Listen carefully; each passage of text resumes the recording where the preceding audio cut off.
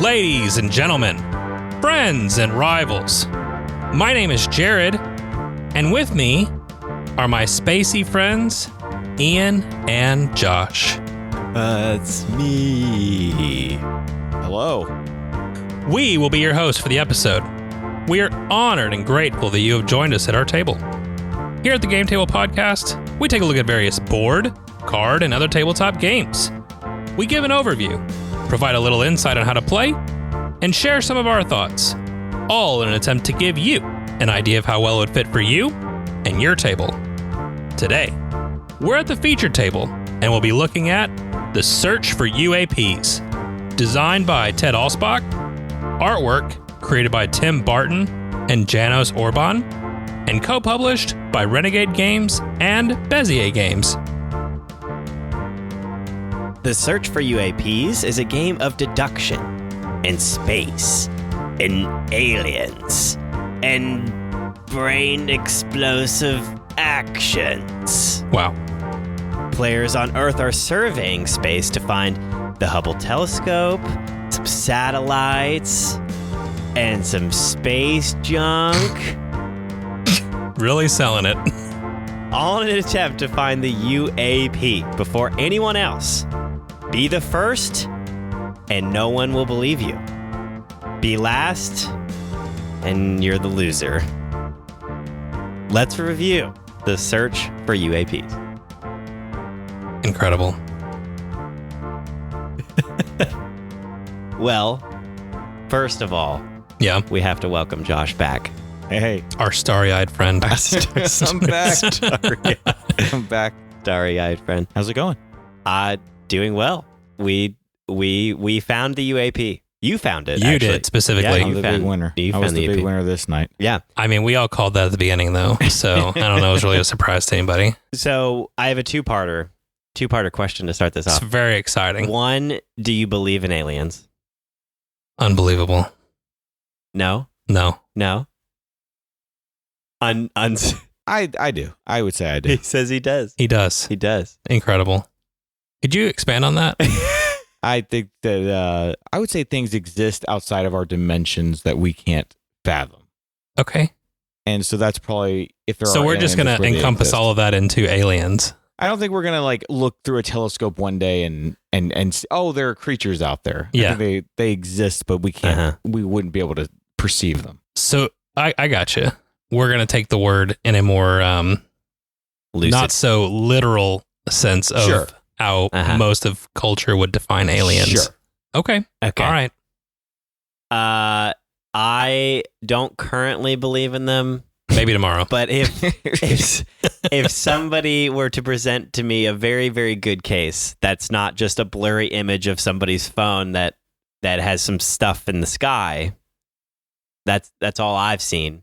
They're always so blurry. There are always It's always with people with the worst cameras in the world. It's always so blurry. Anyway, if somebody were to present me a good case, I would listen. I am totally down. Okay. But right now, no. So with that, Yeah. what do you have a favorite like alien either film or like experience?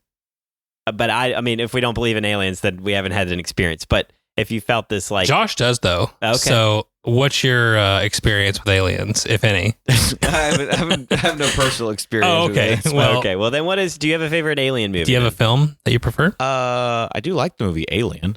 It's a good one. E.T. Yeah. Ooh. Well, I feel like there's a good one that I'm. What was that? What's that movie where the Arrival? That's a good alien movie. oh, Rival's Yes. solid. Love Yeah. That's a that. good movie. Ooh, that one is a good one. I'm gonna go with District 9. Oh, that's a good Oh. movie. Dude, too. I like District 9 a lot. I really enjoyed that. It's got some crude moments, but overall it's very good. It's been a long time since I've seen that movie. Ooh, it's been a long time since I've seen all these movies that we mentioned. Signs. That was the other one I was thinking of. Yes. I'm not into big like alien movies, The so I like think horror movies kind of. yeah, I think Arrival would be like. I'm trying to think of anything. Arrival. Arrival was so I good. It is did a very really good like movie. Arrival, That's so a good maybe that movie. would be it. But yeah, we're not necessarily searching for aliens, but Just UAPs. yeah, UAPs. What is a UAP, Ian? A UAP is an unidentified anomalous phenomena. Very good. Why couldn't you just call it UFOs? Like what? Well, They're different. So that's Okay. yeah. So this is some type of phenomena in space that Okay. could be flying aircraft, but it doesn't necessarily have to be. It could just be Something that you can't identify. Yeah, can't identify it, and it's not. We don't know what it is. It could be stardust. I don't know. It could be, Tinkerbell out there. And UFOs are just the blurry photos. I don't know if we've done Tinkerbell in space yet. That's a missed opportunity by Disney. From my understanding, those are the differences. As a UFO is what we see on this Earth flying around. Okay.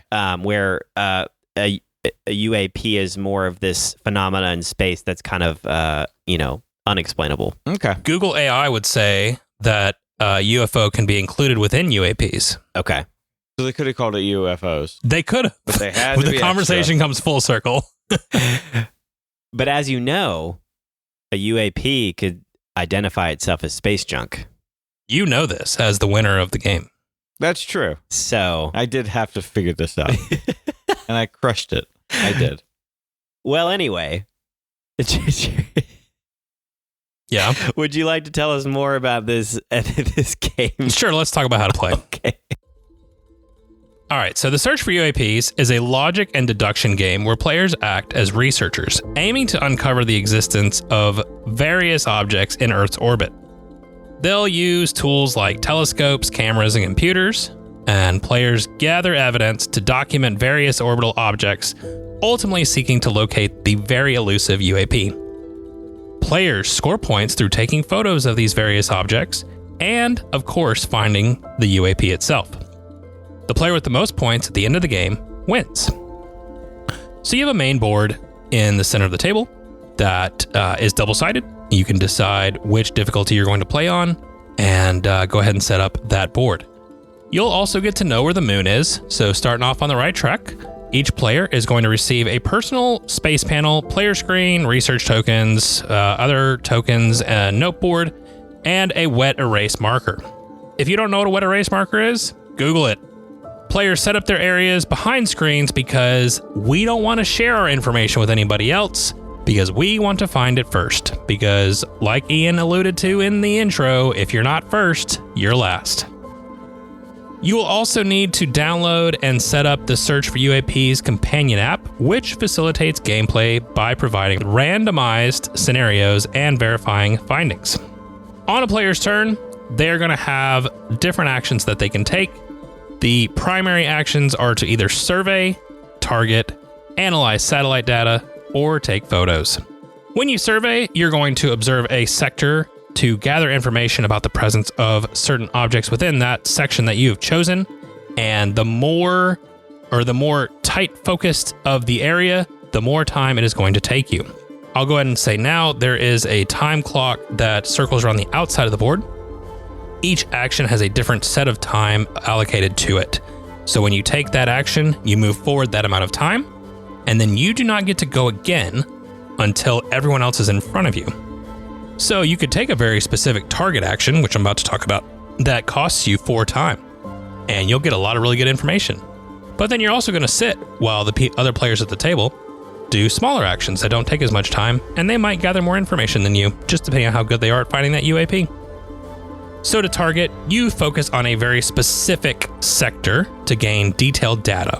When you focus on this little section of the board, it will give you exactly what is in that section. There's only one item per section. When you analyze satellite data, once you are able to verify what is in that section, and it is common knowledge to the table, then you can analyze that data to gain various insights about other objects that are on the board. You can also take photos, where you propose the location of an object by taking a photo, but once that photo is confirmed, nobody else can take a photo in that sector. As the game goes on, there will be points in the game where rotating of the board is triggered, and so the inner part of the Earth rotates during the game, altering where object positions and various sectors are on the board. This will be tracked both on the game table board as well as in the app. The goal of the game, again, is to score the most points, so players aim to score those points by accurately identifying and documenting objects in orbit. The game concludes when a player successfully locates the UAP or after a predetermined number of rounds. The player with the highest score, based on correct identifications and photos, is declared the winner. So that's how you play. There you go. Do you have info on the designer? Or are we gonna? No, we do. Well, I don't have any extra information about the designer, Ted Alspach, but Ted, we have talked about on this podcast before. That's true. He's very tall.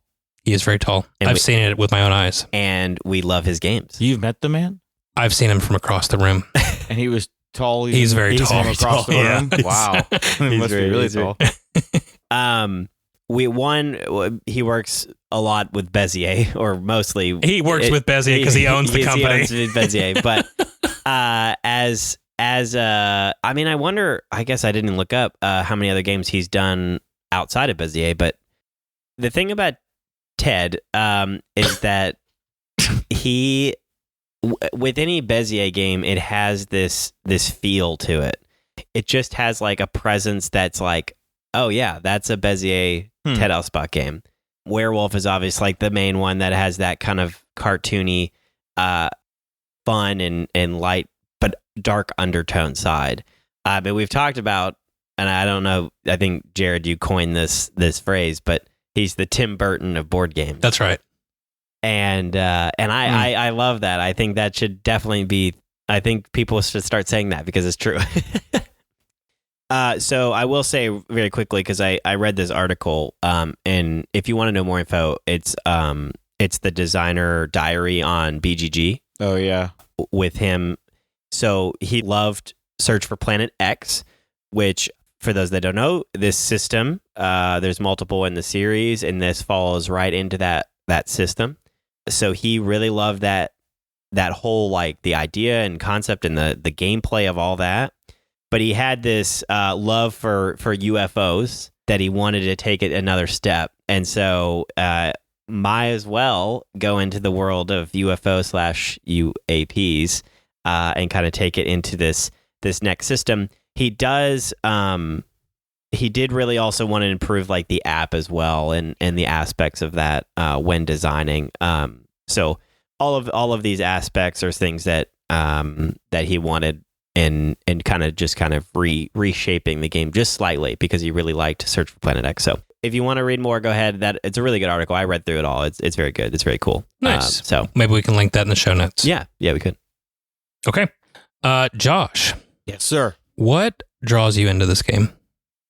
I really like the system, the search for system. There are 3 games. There's Planet X, Lost Species, and then this one, Search for UAPs. Ted Alspach designed just this one, as you said, because I think he really liked the system, and he wanted to make like a gamer, a more like an expert mode kind of version of the game. And that's basically what this is. It's like, I'm excited to hear from Ian about his thoughts on this game, having never played Planet X, because to me this feels like you boot up Planet X on your computer and there's an expert mode and you click UAPs, and it's just everything about the system just kind of cranked up a little bit. I think the system is really clever. I think it's really fun. A lot of times apps and games I don't like. Most of the time I don't like. But this one it's cool because it's a deduction game, and a lot of times in deduction games the problem is somebody accidentally gives you some bad info. And all of a sudden, you're screwed. So in this game, the app is the one giving you the information, and a lot of times it's hidden information you're not giving to the other players. Sure. But you're all working towards a common truth on a common board, and Planet X is sort of like just such a nice, simple, brilliant game. I haven't played Lost Species, but I was really excited for UAPs because I had read the designer diary before even playing it and just reading how much he loved the game and everything. Yeah. I was like, oh man, this is how I feel about the game. Yeah. I'm excited to play it. So it's interesting now getting to sit here and talk with you guys about it because Jared has played Planet X Yeah. a little bit, And you I have hadn't not. played it at No. all. And I've played none of us have played Lost Species. Nobody has played Yeah, Lost But Species. you've played lots of Planet X. I've played a lot of Planet X since it came out. I was super excited about that game as soon as I heard about it. I picked it up as soon as it came out, and my wife and I just played it over Yeah. and over and over again. That's good. That's cool. That's awesome. So I'll throw it to you in a second, Ian. Yeah, go ahead. But since Josh mentioned the app, I want to applaud the app upgrade because I had more fun at the beginning of the game playing around in the app than even worrying about what the rules were because there was all these different ways of either twisting the board around or zooming in or like doing all these different things. It just felt it felt spacey all by itself. It did. And It did. I loved how smooth everything was and how it gave you a lot of information in a small space, but it also was very careful not to let you either screw up or it was also very forgiving if you forgot to update the app while you're playing the game. I had a turn where I was like, oh crap, I didn't update in the app, but then it was just very quick to get us caught back up and wasn't a big deal. So very smooth design. I don't usually have an issue with apps in games as long as they serve a purpose. Yeah. And obviously this one does a great job of doing that. And I thoroughly enjoyed the app and they did a great job with it. Yeah, I mean, to continue with the app, I think, you're kind of, you can adjust like the way it looks and you correlate it with all the pieces that you're using to check off all of these things that you're searching for.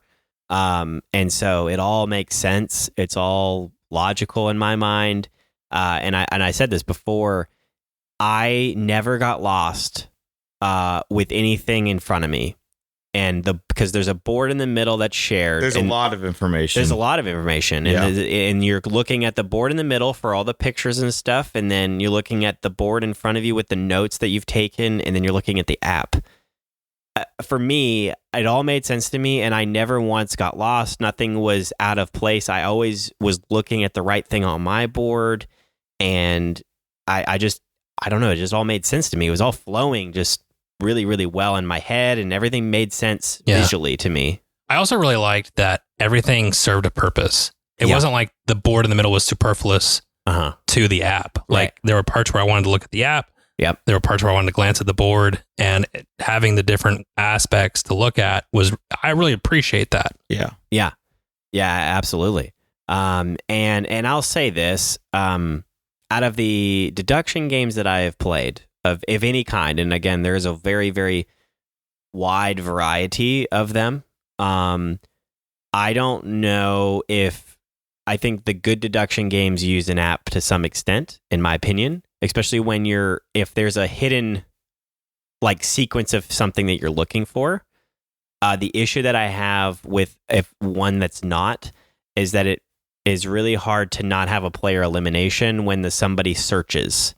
So if you don't have an app, if you go back to the basic Clue game, a game of Clue, like if you search for Clue and you miss, you're out. You've figured it out. So I think is essential to modern deduction games, unless if there's a way maybe that they get around that. But in my opinion, the games that I've played, I have a game that you can play it where you do look at the solution, or you can use the app. And I would never not play it without the app, because why would I want to eliminate a player? Right. I mean, you should get penalized for not getting it correctly, but so anyway, that's just my thing with deduction as a whole. I think they're essential kind of in a way for these deduction games, which is why I think there's so many more being made as well. You don't have, I just spent an hour and a half into the game and now I'm eliminated because I made one mistake. Now you should be penalized, but not eliminated from the game. Well, and it also, like, throughout the game really reduces the mistakes that can be made in a game where so much of it is your information versus everybody else's. Yeah. And like one of y'all said that is, when you're doing the app, it's controlling all the misinformation that could possibly ever be given, because human beings can, I gave you the wrong card or something. That doesn't really happen in this. And it keeps track of everything it did give you. I love the fact that I can look at the history and it'd be like, oh gosh, I don't remember what that clue was. You just go back and look at it. Yeah.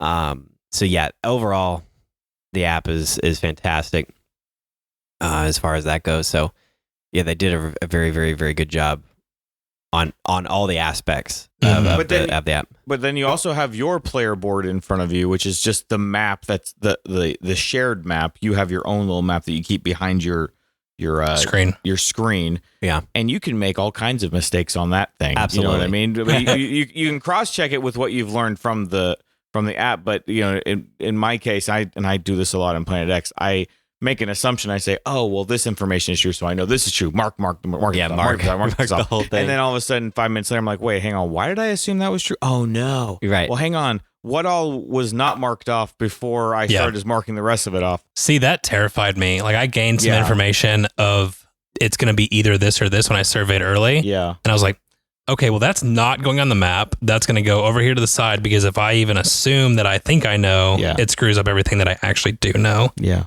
But that adds to the value of the note-taking board, because you can throw it over there instead.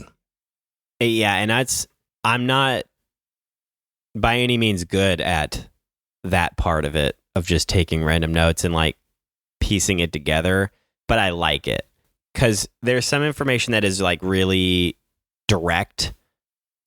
There's something here in this sector, but there's others where if it's the game will give out this declassified government information about UAPs. I think it's a cool little thematic thing, but it just kind of releases stuff. And I think everybody's was the same. Is that what we determined? Yeah, okay. yeah, that's right. So everybody's eventually gets it on their turn. And as if the game went on and on, I think there'd be more as well. But it's kind of this generic thing of like, okay, the UAP's not, within 2 of something else, or do you within 2 of space junk, or it's next to blank, And so this generic information, along with you get more generic information from, is it called analyzing the satellites? Yeah. Yes. Something like that. So you get all these correlations with other things. There were multiple times where I got this correlation to something that I had no idea where that was. What was I correlating it to yet? Yeah. So I didn't know. It says it's, within 2 of this. And I'm like, I don't even know where that is yet. So you have to mark it for later. And I think that's cool. It's like you get this information now and then you can use it later. And so I think that's really cool. I think that's always an aspect of the deduction style that I like, being able to save information for later. I'm like, this doesn't make sense now, but I will use this later. Sure. So I will say, just from a draw perspective, I'm not usually drawn to these games. It's this deduction aspect is just not something that interests me very much. And my brain just, I don't know. I don't feel like I usually always feel behind in these games. And maybe that's just part of the design. I don't know. But it was interesting to me to be excited about this one, because I remember not liking Planet X. But I liked the theme and wanted to give it another shot. And I will say, I think the thing that really drew me in once we started playing, the differences in this game compared to Planet X logically just made more sense to me. Even though there was more, the way the board spun, the way the different objects interacted with each other and with themselves, all of it just logically made way more sense in my brain. And I've seen that online too, where some people are really frustrated by the adjustments, but then other people loved it. And so I don't know. I kind of want to do like this deep dive study on like how people's brains work differently when they look at puzzles. So yeah, just cards on the table. I like Planet X a lot more than this game. I do enjoy this game. The more I've played it, the more I've enjoyed it, and I knew that was going to be the case with a more expert version of Planet X.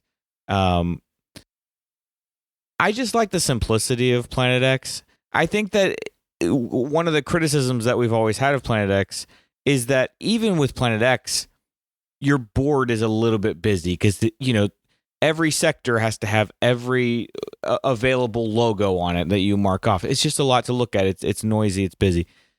This game introduces even more different things that could be in each sector. And so it's very it's difficult to look at your board and really understand what you're doing. So in a way, you're getting towards the end of the game and you're like, if I feel like if this board was bigger and I could look at it a little bit easier, I might be able to figure this out a little bit faster.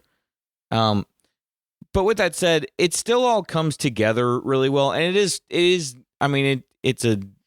good design that we all, even though we didn't all figure out where the UEPs were. Thanks. UAPs were. I was going to say 2 of us figured it out. Yeah, 2 of us figured it out. But I made a critical mistake. We were all close by the end, and we all get close at the same time. Yep.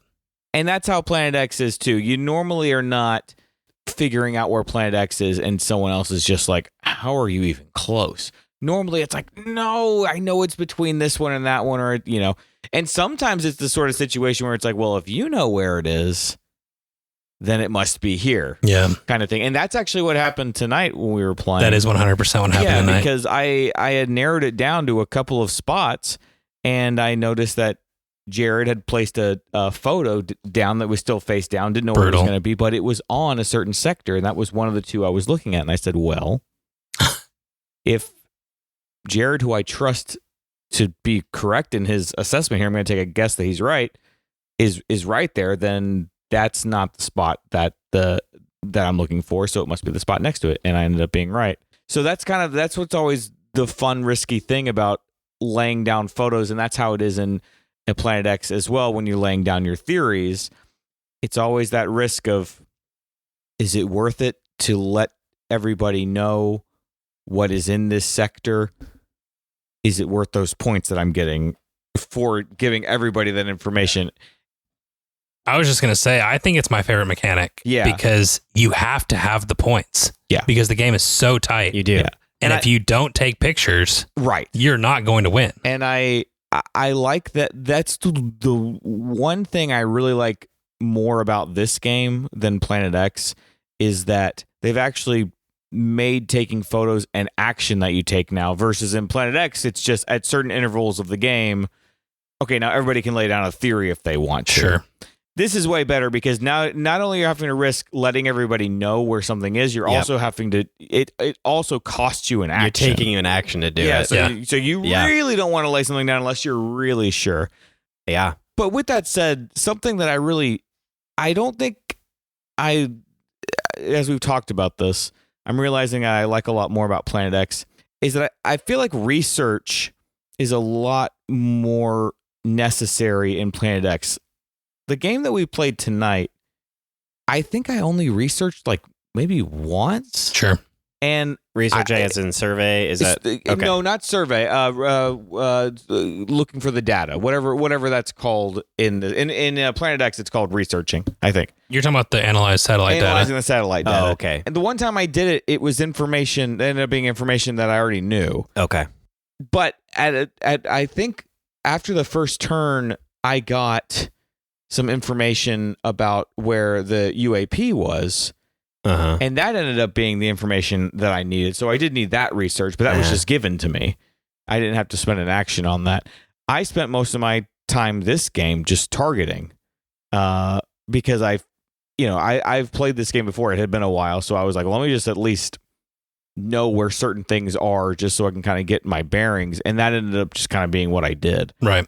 And to me, the fun of the logic, the deduction of it is more fun in Planet X because it's a lot of like, okay, well, it's not Planet X is not within 2 of a comet. It's you're getting all this information and it's all necessary to figure it out. You can't figure the game out without researching. And in this game, I basically did it.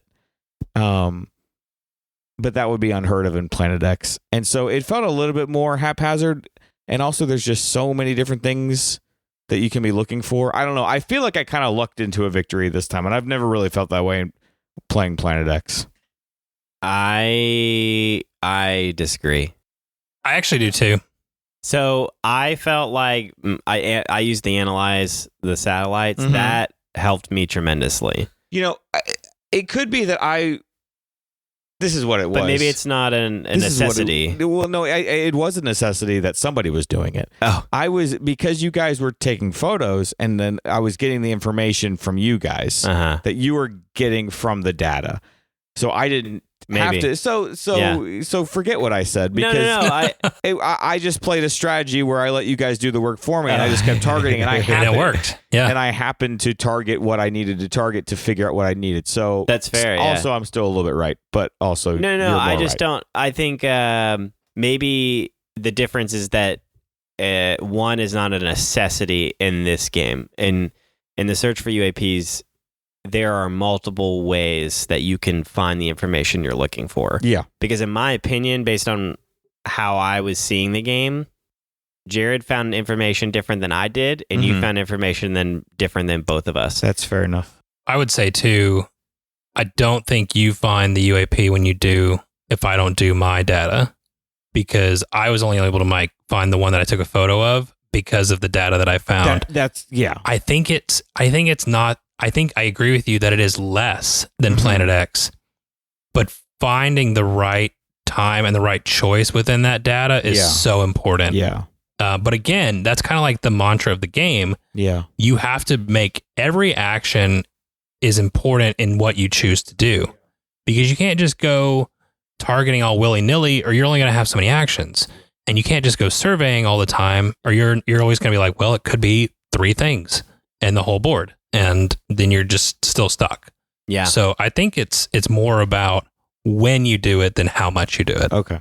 I would say I think the timing of a lot of actions in this, not playing, again, I have not played Search for Planet X, so this is me just looking at this game specifically, not comparing it.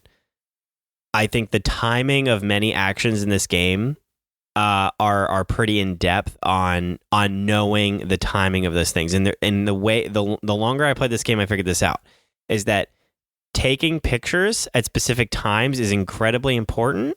Yeah. Because I realized that one, I was the beneficiary of this. You were. As Jared took a photo before me, and he went into the next sector or the next this is a good call group out. of whatever, I don't know what they're called. And I knew what that was. I think it's orbit, right? The bigger I guess. Quadrant. That's what it is. Yeah. Yes. So basically, the everything will rotate after I go into the next sector there, or orbit. Well, he went into it with a picture, and it stays face down until everybody passes that line. That's right. Well, I went last, so I knew for me to get those points, I might as well take the picture now, and we could both get the points. Right. And it's like, what's the argument? Because on the one hand, I need the points too. Yes, exactly. So do I take it? Right. Or do I just be like, well, I hope Ian doesn't know what to do here. Doesn't know what is happening here. And I can't take that risk. Exactly. So you can't do that. But there's the timing there. So then, so it's just so fascinating. But then I think pictures are really strong early game. I was very hesitant to take a picture late game, knowing that could have been a very specific piece of information that might have completed your thing. Yeah. That's fascinating. And I was like, I really wanted to, because I knew where the Hubble telescope was, probably like 6 or 7 turns well before the game of the end game. And I was like, that's something they probably don't know exactly where it is. Yeah. And I don't want to just put my picture out there for everybody to see. Yeah. You when were I right knew I not was to do behind that. in information elsewhere on the board. Yeah. And so I couldn't take that risk, especially when I was like 2 or 3 turns away from maybe guessing. And I'm like, I really want the points. Yeah. So anyway, the more the game went on, developed, I was like, I want to take pictures, obviously, and there are ways to take pictures of things like everybody knows, because a couple of satellites, they're opposite of each other. So everybody takes a picture on the one side, and you're like, okay, what's over there? Well, if I'm on the other side of the board, I might as well take a picture of it, because you know where it's at. Like, everybody knows that's the rule of the game. So there's ways to take pictures of that. But the other odds and ends things, like the individual one-offs, I was like, I should take a picture of it, but I don't know. I don't know if I want to give up that information. It is tough. Like, I spent all that time finding it. So do I want to just actively share that with the world here? But eventually you have to, because you need the points. Exactly.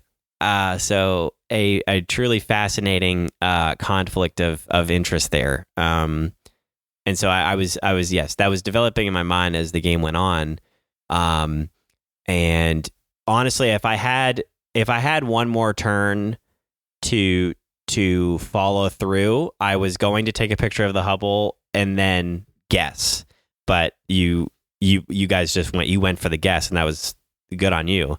I think I would have won if I got at least another two, if I would have had 2 full turns left. So because I would have been able to, I was in the right sector to take the picture and then immediately guess after, and it only take a total of, because taking a picture only moves you 1 little pip. So which is nice. So yes, I agree. Taking pictures does take actions, but it's like 1. So it's like, you can kind of usually combo them with other things, which I think is fantastic. It's like, yes, it's taking an action in a space, but I can usually combo it with something else. Either getting the information first, then taking the picture, or taking the picture and then going and get more information. Right. So, all right, what about things you don't like? Downtime. Yeah. Between turns. If you target... Yeah. Because you move 4 spaces along the track. So I didn't do this in the game, so it's always I didn't feel this. It's always whoever is in last place gets to go. So when you take the target action, you're moving 4 spaces. So it could be, there could be 4 turns in a 3-player game. There could be like 4 more turns before it's your turn again. And every one of those turns is just a lot of thinking for the person involved. And it's not even an AP thing. It's just there's a lot to think about. Yeah. No, there is. It's deduction. It's the hidden issue. With deduction is you have to deduce the problem. And there's not a lot of ways to like speed that up until you really know the game. And especially, everybody's brains are different. So maybe I have. Personally, I have a little bit more patience because my brain is the one that's taking a while in a lot of these games with deduction. Is like I'm thinking through my turns, so I'm like, I'm okay with there being a little bit of.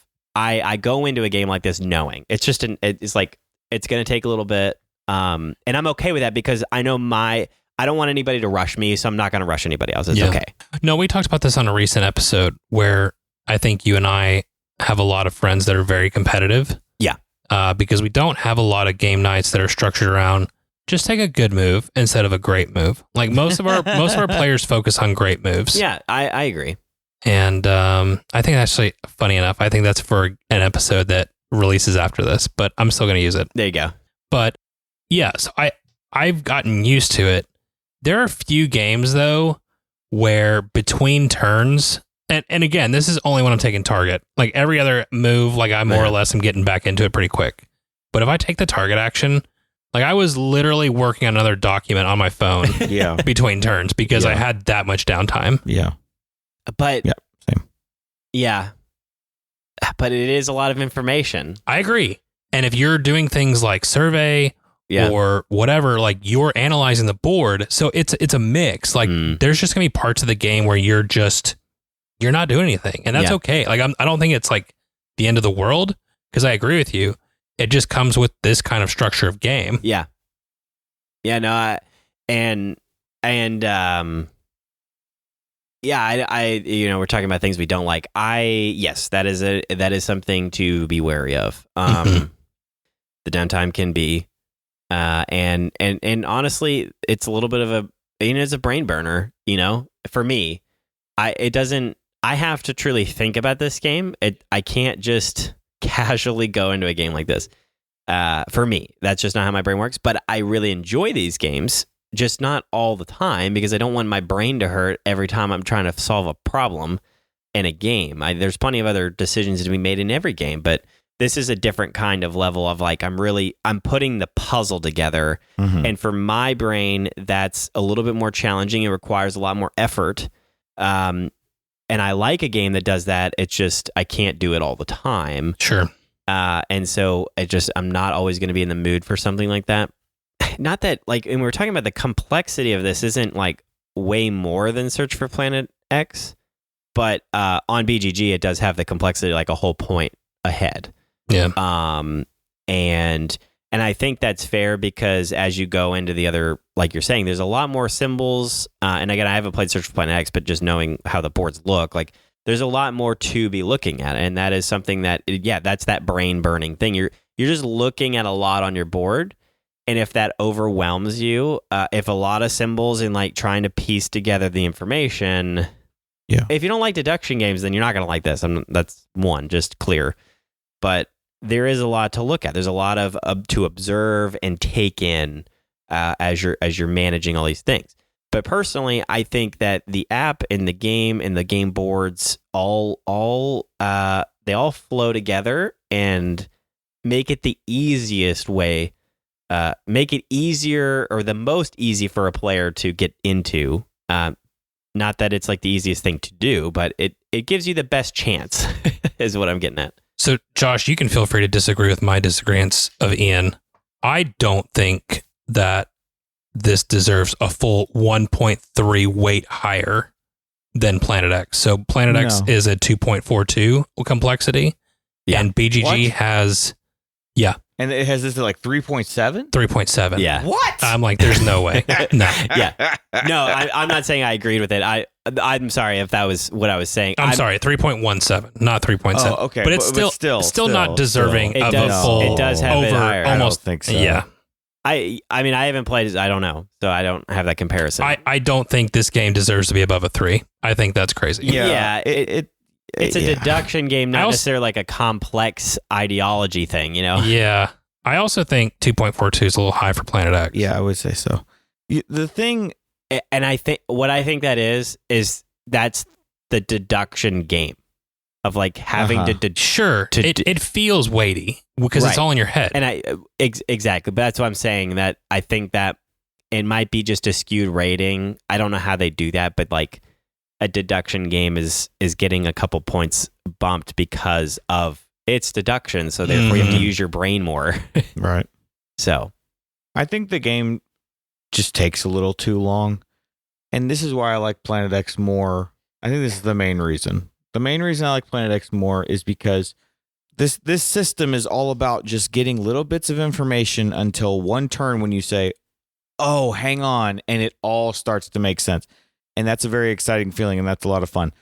This game takes longer to get to that point, whereas Planet X, you feel that maybe like 15 minutes into the game. Not very, and then you spend it's like the game is in two parts. You spend the first half just gathering information, trying to feel your way through the dark.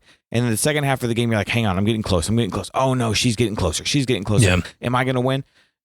This game is like that too. It just takes longer. So, okay.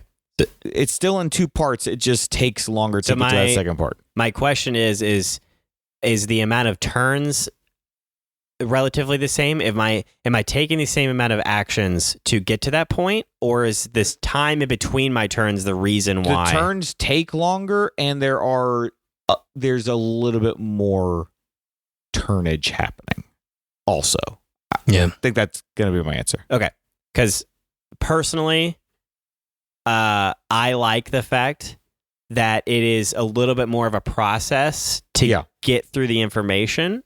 And I would gladly spend a little bit more time. But if you want a little bit shorter of a version, I think totally search for Planet X as well. But personally, I think I would like, if I had played Search for Planet X, I think I'd like this one more just because I get a little bit more time to really dive into the information. But that's a personal preference.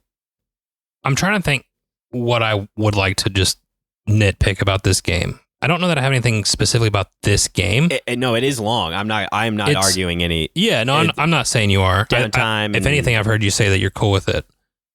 Yeah, but I'm saying that's a realistic nitpick 100%. for sure of the game for sure. Yeah, I think for what this is, it shouldn't take 2 hours, which for your first few plays, it will, because you're getting used to so many different things, and it's just not. There's a lot to look at. Yeah. So I don't know. Like I think so normally a component would not be such a big deal. The wet erase markers are a joke in my opinion. I had to try 2 different markers. I still had issues with it. To wet the marker. Maybe it's the operator error. You just I don't had know. to wet the marker a little bit. But even after I did that, it quit on me again. It doesn't, because it goes dry. You have to wet it. Well, I don't want to have to walk over to the kitchen sink every Just 20 minutes. Dab it on your tongue a little bit. And No, it's fine. I'm not going to do that. We You had, guys didn't have to I do didn't that. have to lick my marker. We had wet paper towels on the table. Ian did I'm not a provide fan. those. I did provide. When it worked, it was great. Okay. I actually really liked like how sharp it felt when Yeah. I was circling something, but it didn't work. So they a lot. They even recommend if your pens don't work or Yeah. they go bad, you can buy like name brand. What's dry erase, wet erase. They have wet erase, Expo wet erase markers. Like they're a real thing. No, I know they're a real thing. I'm not saying that like Bezier invented wet erase markers. No. I'm just saying maybe it's just not the best quality of wet erase. Maybe. I don't. I do. I mean, you could just buy a dry erase markers as well. Well, I was going to say that next. I can appreciate the struggle though, because dry erase would be a disaster in this game. You would be smudging stuff That's all the why- way through. yeah. So for those that don't know about wet erase, basically when Tell us, Ian, Wait. please. when you write on your board, you really hard to smudge it. Yeah. When it's dry, everything's dry. Even like the marker is Wet. wet. I understand. But when you mark on your board, it's not going to get smudged by any just accidentally bumping it. You have to add a little bit of water and dampness and then wipe it. So it's a little bit harder to remove stuff off your board, but nothing gets smudged like at all. So that's the benefit of that over a dry erase, where dry erase, like everybody knows, it does get, it gets messy. So I don't know. I just wanted them to work because No, I understand. when they worked, they were great, but Yeah. it was like 50% of the time. We should have traded because mine was working great. So I don't. Well, I'll need to. I offered him mine. Yeah. It's my fault. You're right. Yeah. Forget everything we just talked about for the last 3 minutes. No, it's a valid gripe. I'm not going to say I just didn't have that experience. Well, that's fine. Okay. With all that, I would say that overall the complexity is a little bit more than Search for Planet X, but not of what people are claiming. And also the ratings on BGG are wild. Like you have a ton of people rating it at 8, and then a plethora of people rating it a 1 and a 4. Yeah. Like, and it also Search for Planet X has like, I think, what did I say? Like 14,000 reviews, where this has only like 112. So, maybe time will tell. But I think Planet X just has such a cult following. It does. It's such a great game. yeah, This is the camp I fall in. I was so excited when I heard that this was being made. The idea of just like somebody said, hey, this is the perfect game. Let's make a more complex version of it.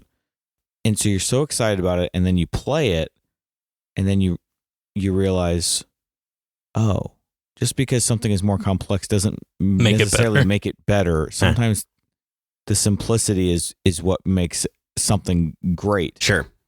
Totally a fair argument. It's the same thing that happened with the rest of development when they kept making new seasons. It was like, oh, maybe We should have just been done. Yes, I get that sentiment. So I think that's why I think there's a lot of bitter people, and I would never go on BGG Sure. and trash this game. But I get where people are coming from. I think they're just taking it out in the wrong way. They need to calm down a little bit. It honestly, like looking through the comments on BGG for this game, it felt like Star Wars fans. Yeah, I mean, like you love this thing is my game that came out a while ago, Yeah. and you're the purist that now owns this game Yeah. in your own mind. Yeah, And so the next game has to answer your demands for what Yeah. it should be. I didn't see many. I saw a little valid criticism, but not much. And that's coming from somebody who definitely doesn't like this game as much as Planet X. But I mean, I'll play this anytime someone wants to. It's Yeah, awesome. that's right. It's still the search for system, which I love. I think time will tell on this one. It's rated significantly less than Search Yeah. for Planet, but I mean the current bell curve that I'm looking at would put this right at the same exact number, like the same exact number. Sure. So, So we'll get- and that's where, I mean, I would put it slightly above based off what I know Yeah. about Search for Planet X, but we'll see what it. Again, this game came out last year, so it's new. it is. There's not a lot of content on this game. It was hard to find a how to play video.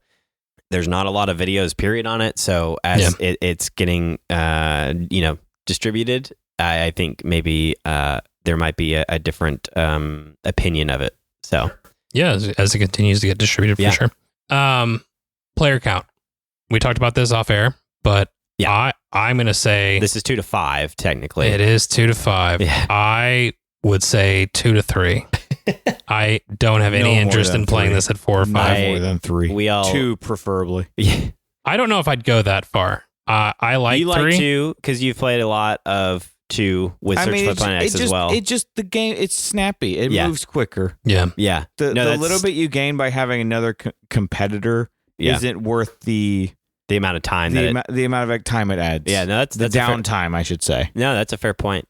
I like the rush with 3 players personally. But no, I think this game would fly in the sky with 2 players. I also know that if I play this at 2 players, it's gonna be with Anna, and she would crush me with this game. That is correct. So maybe you're like, I need to have Ian on by my side. I need a third too. player. Yeah. No, that's fair.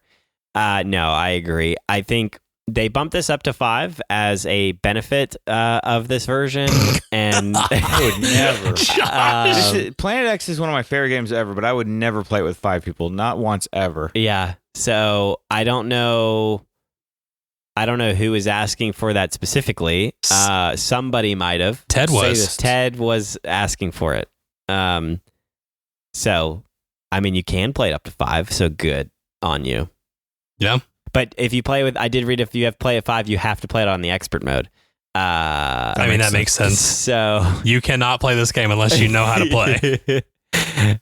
Man, that'd be crazy. But okay, because we haven't played it at 5, but I'm going to pitch this.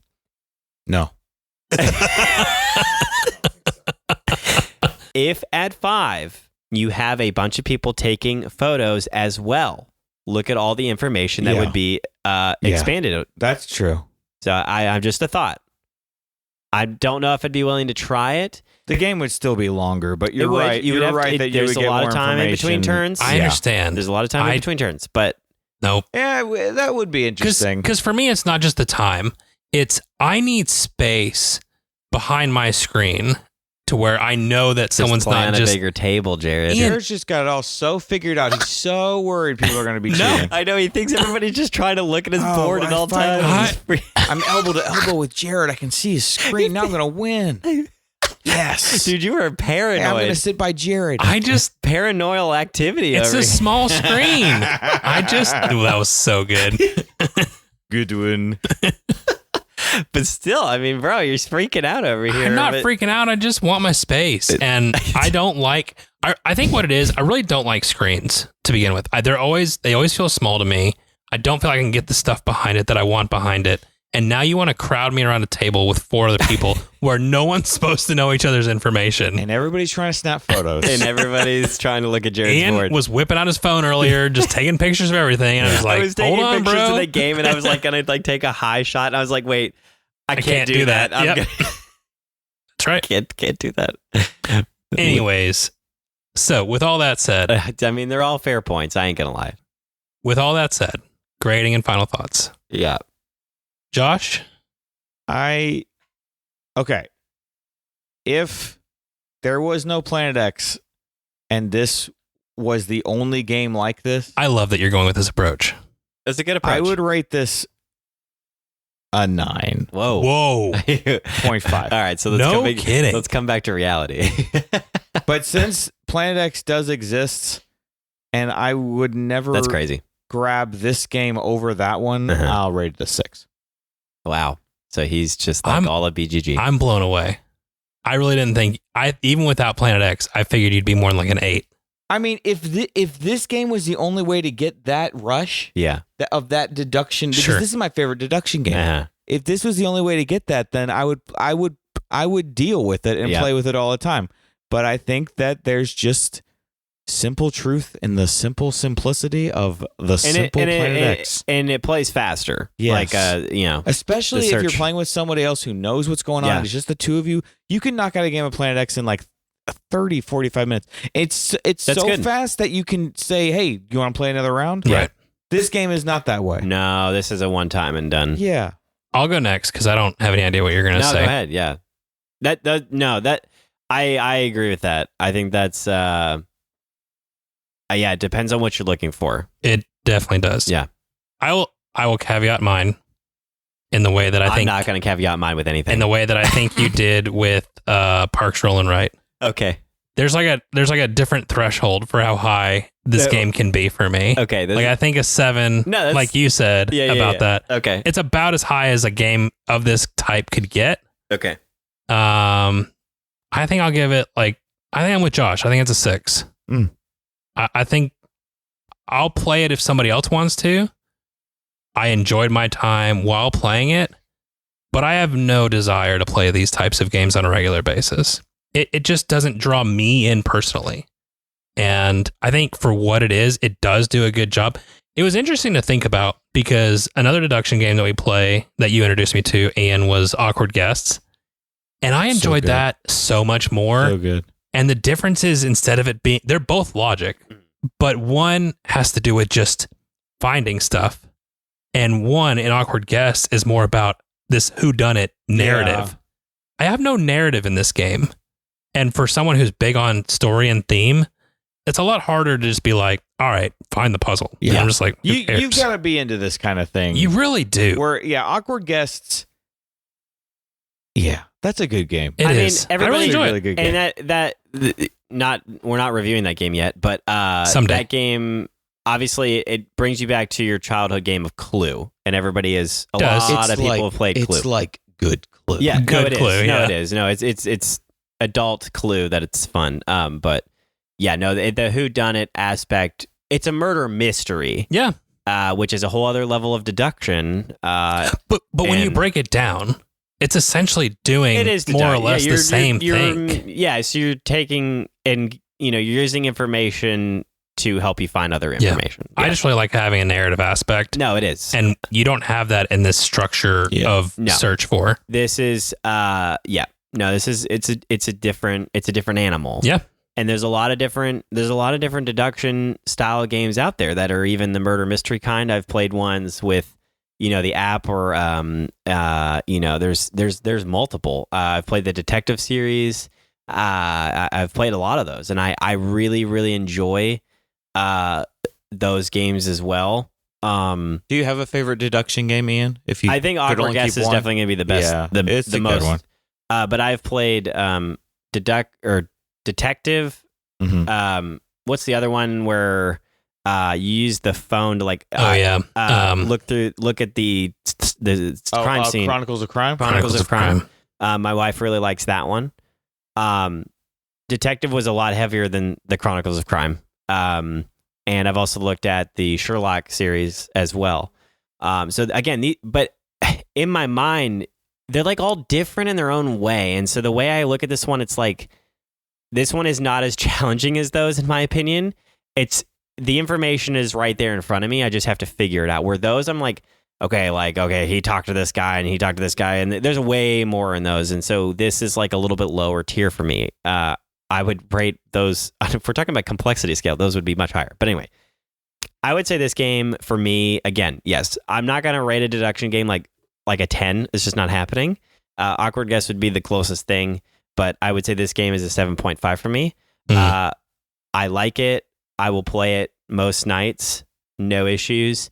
And overall, in a way, I think I could teach this game a little bit. It's an easier teach for me than some of the other deduction games. Yeah. Because I don't have to explain the process or the wording of cards or the thing of this. It's like, here's your play sheet. Here's your clues. Just start piecing it together. Because you have to learn to play by playing. Yeah, that's right. And the screen does a great job of reminding you of so much. I mean, it's got everything on there. There's a couple terms that we looked up fairly quickly, like the next two, like those little just technical things. Okay, what exactly does that mean? Overall, this would be a much easier teach to me than some of the other deduction games. I would never. And again, all these games are going to be 2 to 3 players. Some of the other ones you can go up higher, and I would be comfortable doing that. But a lot of these style games, I wouldn't go up very many players anyway because of that. Because of that downtime. The downtime is a part of the deduction that that's going to happen. It's deduction. You're deducing the story or the murderer or whatever. So I think that's part of the game and part of the process. And the reason I say this is that I think that my wife's family would really love this game. They've played like the Sudoku and games like that where you're trying to piece together this information, and they're very like cerebral like that. And I think that we could sit down at the table and the downtime would not be a problem. Oh, okay. If we could sit around the table and take our turns and everybody just slowly just having fun and chit-chatting at the table when it's not your turn. I think this game can be a little bit more casual in that regard. Interesting. In my opinion. I would disagree with that 100%. That's like, because I think it was towards the beginning of the game, you guys were kind of catching up and chatting or whatever. Yeah. And I was just like, guys, shut up, play the game. Like, Shut up. This is already going to have its own downtime. Ian was trying to tell me about his appendicitis. I know, and I was already told not to care. Yeah, so that's right. I did have appendicitis, and Jared didn't care. But anyway, I was instructed not to care. The fact that we missed the game night was more important. It's may or not be true, but see, Yes, I'm saying with this specific group of people, sure, I don't think that is consistent across the board. I think absolutely that it would drive me nuts. Yes, I agree. But I think that with it, I don't think I'd play with 5. I'm not suggesting that. Ooh. I'm saying 2 to 3 people with her family specifically, I think we could 100% enjoy the hour or 2 that this takes to go through, and I think it would be fun. My fear with that kind of like conversation, the downtime, is it would turn into a 3-hour experience. Yes. I'm not saying that we would purposely avoid taking our turns. I'm saying the time in between when we were silent, I think a conversation would come up very quickly and then go back to the game because that's the style of people that they are. Okay. And they're also much smarter than me. So they would probably be done with whatever they're fiddling on their board and ready to talk. So fair enough. that is my point. So I get it. So what I'm saying is there's a group of people that I think this could that really like those puzzly things. They would love this. Absolutely. I know multiple people that would love this. If you like puzzles, you're going to like this game. Yeah. Or this series at minimum. So yeah. Okay. Well, thank you all so much for listening. If you have feedback or want to give us your thoughts on the game, we would love to hear from you. Links to our socials are in the description. If you don't like socials, I get it. Check out our website at thegametablepodcast.com. Shoot us an email at thegametablepodcast@gmail.com or find us on Board Game Geek. All these links are in the description. 5-star reviews, subscribing in your podcast player of choice, following us on socials, and joining the conversation on Discord. These heroic actions are immensely helpful in growing this podcast. Special thanks to Angie Santiago for our cover art, to Anna Snyder who made the intro and outro music, and to Alexi Chistelin for the How to Play background music. Join us next week as we head back over to the two-top table. In the meantime, may your dice rolls and your card draws be blessed, and your experiences at the table be ones to remember forever.